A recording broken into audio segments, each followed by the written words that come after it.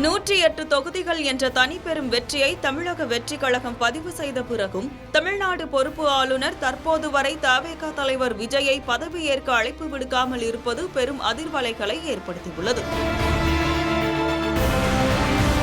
இந்நிலையில் பதவியேற்ற பிறகு பெரும்பான்மையை விஜய் நிரூபிப்பதாக தெரிவித்துள்ளார் என தகவல்கள் வெளியாகிய நிலையில் யார் பெரும்பான்மையுடன் வந்தாலும் பதவியேற்பு நடத்த தயார் என கருத்து தெரிவித்துள்ளது பரபரப்புகளை அதிகரித்துள்ளது.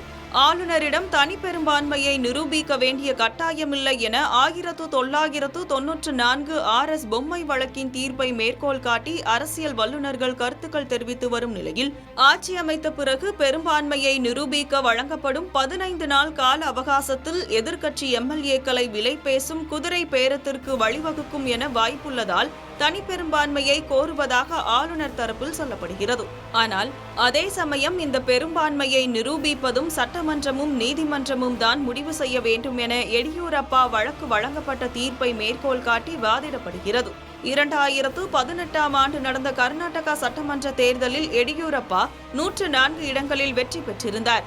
ஆனால் பெரும்பான்மைக்கு 112 இடங்கள் தேவை என்ற நிலையில் 8 இடங்கள் குறைவாக இருந்ததாலும் தனிப்பெரும் வெற்றியை பதிவு செய்த கட்சியாக ஆளுநர் எடியூரப்பாவை ஆட்சி அமைக்க அழைத்து பெரும்பான்மையை நிரூபிக்க 15 நாட்கள் கால அவகாசமும் வழங்கினர்.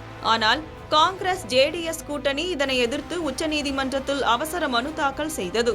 அதன் எதிரொலியே வழக்கை விசாரித்த நீதிபதி AK சிக்ரி தலைமையிலான அமர்வு ஜனநாயக படுகொலையான குதிரை பேரத்தை தடுக்க உடனடியாக பெரும்பான்மையை நிரூபிக்க உத்தரவிட்டது. இதனால் 15 நாள் அவகாசம் வெறும் 24 மணி நேரமாக குறைக்கப்பட்டது.